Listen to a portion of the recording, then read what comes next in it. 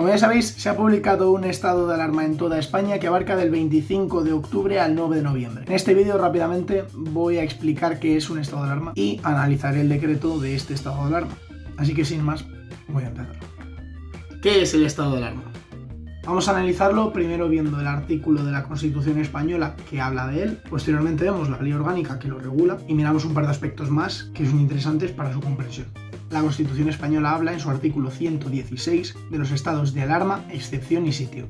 Como se indica, el estado de alarma será declarado por el Gobierno mediante decreto acordado en el Consejo de Ministros por un plazo máximo de 15 días. Es decir, que la duración máxima de un estado de alarma es de 15 días en principio, dando cuenta al Congreso de los Diputados, reunido inmediatamente al efecto y sin cuya autorización no podrá ser prorrogado dicho plazo. Es decir, que si según pone en el estado de alarma no convocan al Congreso para informarlo, luego no cabe una prorrogación del estado de alarma. Realmente en la Constitución se habla poco más de esto. La chicha viene en la Ley Orgánica 1 de 1931, que regula los estados de alarma, excepción y sitio. Ya en el primer párrafo que habla de la aplicación del estado de alarma, vemos que habla de aplicarlo en todo o en parte del territorio nacional. Por tanto, se puede aplicar a todo el país o, como hemos visto, a la Comunidad, por ejemplo, de Madrid. ¿Qué supuestos prevé el estado de alarma? Las catástrofes, calamidades o desgracias públicas como los terremotos, tornados, las crisis sanitarias como epidemias o casos de contaminación grave, la paralización de servicios públicos o situaciones de desabastecimiento de productos de primera necesidad.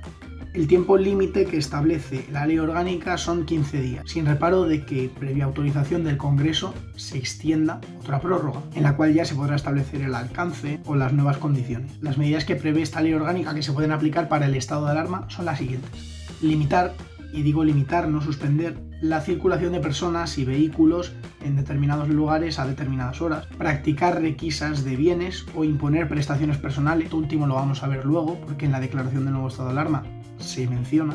Intervenir y ocupar las industrias, fábricas, talleres, racionar el consumo de servicios o de artículos de primera necesidad o impartir unas directrices para asegurar el abastecimiento de los mercados. En el anterior vídeo que hice sobre la moción de censura que hizo Vox ahora en octubre, hablé de que había distintos mecanismos de control sobre el Parlamento al Gobierno. Ejemplo es el artículo 162 del Reglamento del Congreso de los Diputados, en el que se indica que se debe comunicar desde el Gobierno hasta el Congreso que se inicia el estado de alarma, la autorización que puede dar o no el Congreso a la prórroga de estos 15 días, la aceptación necesaria por parte del Gobierno de nuevas propuestas, al menos a escucharlas y a debatirlas, siempre con máximo 2 horas antes de la sesión, y un tipo de votación de totalidad, es decir, que se necesita mayoría absoluta. Sabiendo todo esto, la necesidad de fiscalizar al Gobierno en estos momentos es muy necesaria. Por eso se establece que pueden extenderse las prórrogas, pero siempre te señala de 15 a 15 días, además de otros numerosos instrumentos que necesita el Congreso para fiscalizar al Gobierno. Saltándose esto, Pedro Sánchez directamente propone aprobar un estado de alarma que se alargue hasta el 9 de mayo, lo cual es una locura si lo pensamos desde el punto de vista jurídico, ya que toda la fiscalización que tiene que hacer el Congreso se la pasaría totalmente por alto. Visto lo que es el estado de alarma y visto que ampliarlo sin más no tiene sentido jurídico, vamos a analizar este decreto de estado de alarma. Como se indica en el artículo 4, durará del 25 de octubre al 9 de noviembre. El 9 no está incluido, ya que acaba a las 0 horas a la que empieza el día, la noche. ¿Qué pasa? Que como indica el artículo 4, durará hasta las 0 horas del día 9 de noviembre sin perjuicio de las prórrogas que puedan establecerse. Y es que tanto quieren tener en cuenta esas prórrogas que ya Sánchez hablaba de prórrogas hasta abril. Pero bueno, ¿a qué limitaciones de circulación nos vamos a encontrar en este estado de alarma? Número 1. El toque de queda.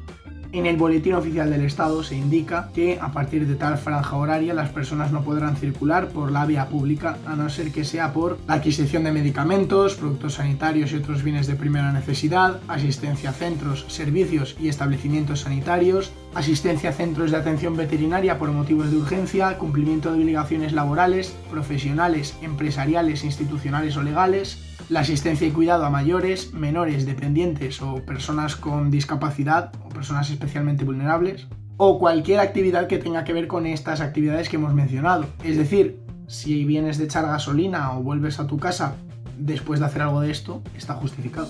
Pero, ¿cuál es la franja horaria de este toque de queda? O como diría Sánchez, limitación de movilidad nocturna. Pues se prevé que dure desde las 11 de la noche hasta las 6 del día siguiente. Sin embargo, indica también que la autoridad competente delegada, la misma, podrá determinar el comienzo de 10 a 12 y la finalización de 5 a 7. Es decir, nos recomiendan de 11 a 6, pero se muestran flexibles para que la autoridad competente delegada pueda cambiarlo, por ejemplo, de 10 a 7, o de 10 a 5, o de 12 a 5, o de 12 a 7.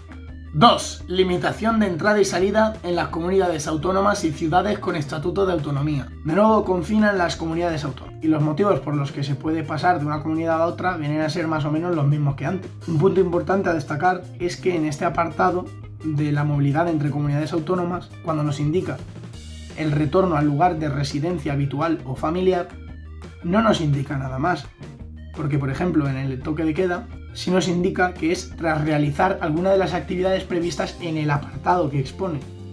Aquí no, aquí sin embargo simplemente te ponen que puedes pasar de comunidad a otra si vas a tu casa, sin más. También se prevé, para no tener que ajustar el estado de alarma, que la comunidad autónoma limite dentro de ella la movilidad de las personas. Pues por ejemplo, si Madrid estaba confinando los barrios, puede seguir haciéndolo, o si Cataluña entera quiere confinar solo Barcelona, también puede hacerlo, sin prejuicio de que las demás zonas del territorio sigan cumpliendo las normas de este estado de alarma. 3. La limitación de la permanencia de grupos de personas en espacios públicos y privados. Tú quedas con tu grupo de amigos y ya estéis en la vía pública o en casa de alguno de ellos, no podréis ser más de 6 personas, a no ser que esta reunión de 6 personas sea de conviventes. Pero vamos, que si quieres quedar con colegas tuyos y sois más de 6, tenéis que quedar por turnos o algo, porque si no, no podéis quedar.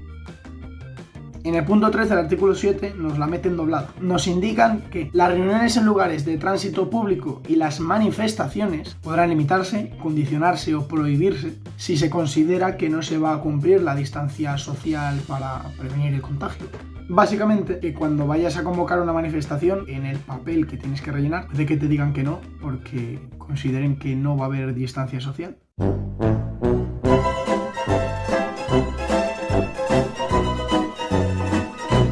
De que te digan que no, porque consideren que no va a haber distancia social.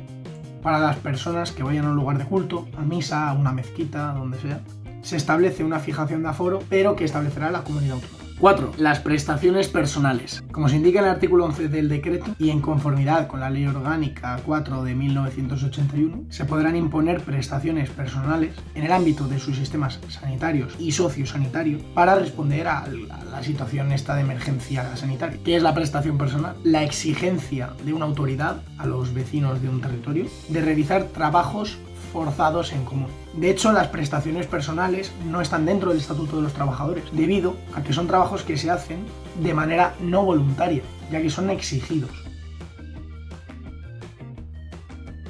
Y bueno, estos son los 4 principales puntos del estado de alarma. Ya hemos visto qué es el estado de alarma, hemos analizado este decreto, así que no hay nada más que decir. ¿Qué opináis vosotros de que quieran extender estas medidas hasta abril? Contádmelo abajo en los comentarios. Y nada, nos vemos en el siguiente vídeo. La Ramona es la más gorda de las mozas de mi pueblo.